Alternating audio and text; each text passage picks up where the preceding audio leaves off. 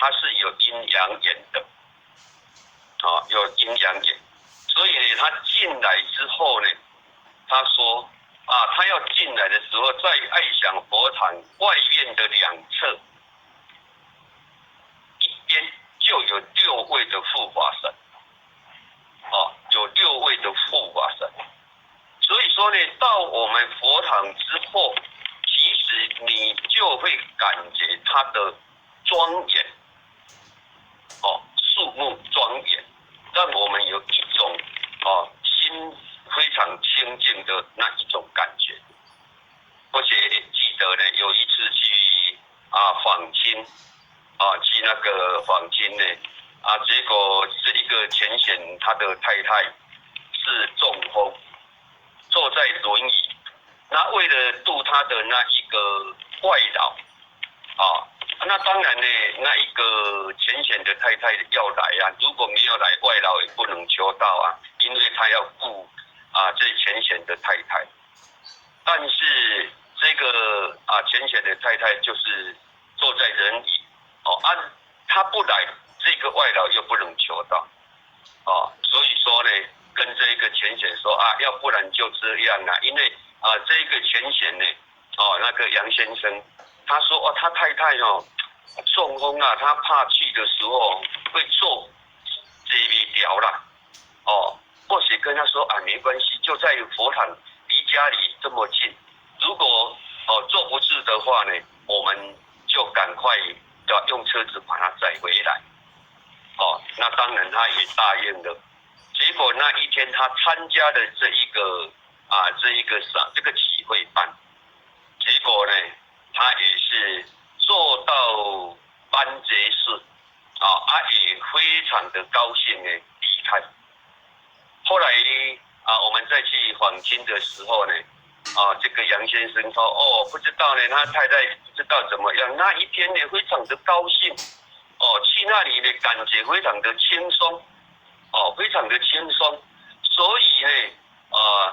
是意料之外，本来是怕他坐不住，尽快就要回到家里，结果他听完虔诚完，那一天的精神就特别好，又特别的高兴，所以呢，他也就很肯定的来到佛堂，能够受到佛光的普照，不是受到真理的启发而已，也受到佛光普照。所以呢，我们能够常常来佛堂呢，真的能够受到佛光的这一个普照。那当然呢，有班程的话呢，我们能够沐浴在这个真理的里面，所以说呢，非常的难得。那刚才讲师有讲到，我们只要有诚心要设一个佛堂，只要一面墙壁呢，你就可以设佛堂了。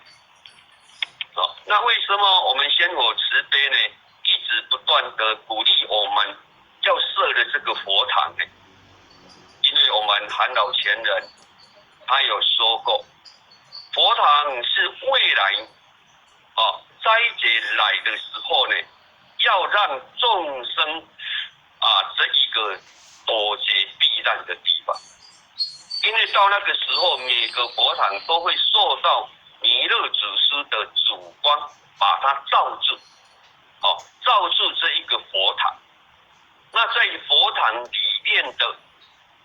兄弟姐妹呢，他就不会受到外面斋戒的淘汰，而且在那个时候呢，也只有佛堂里面的3盏灯呢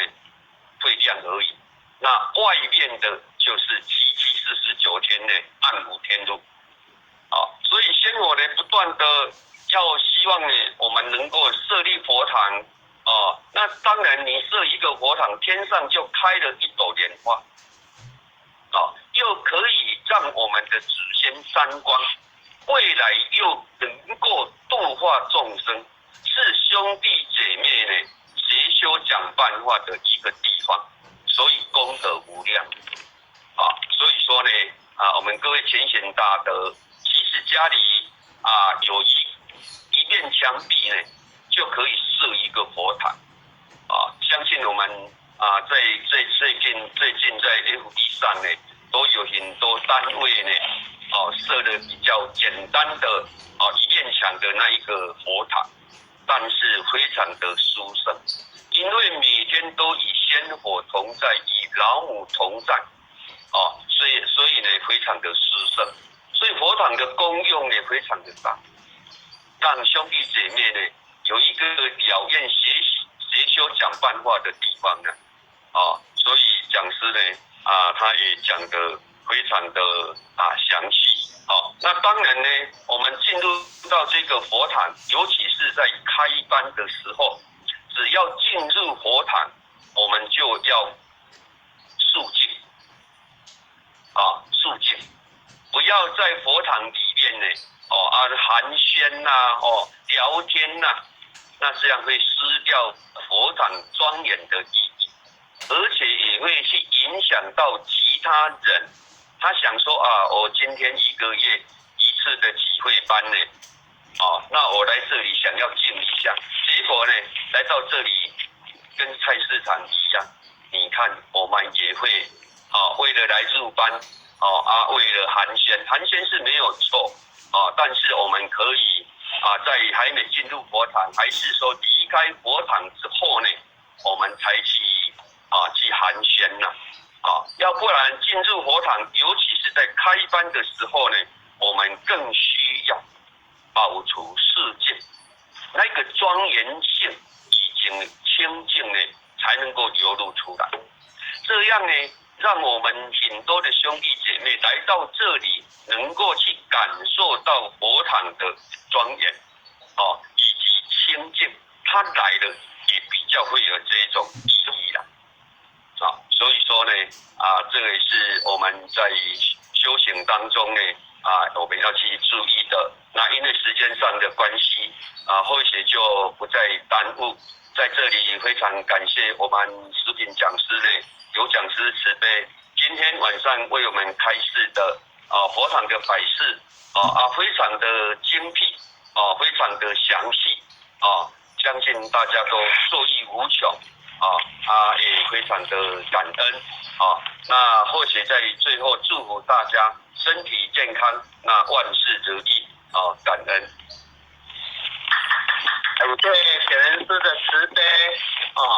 那我们现在就一起来示范了大众请起立向无极拉母行3鞠躬礼，全道1鞠躬，再鞠躬，3鞠躬，感谢显恩师慈悲1鞠躬，坤道1鞠躬，再鞠躬，3鞠躬，感谢显恩师慈悲1鞠躬。好，谢谢大家。各位姐姐晚安。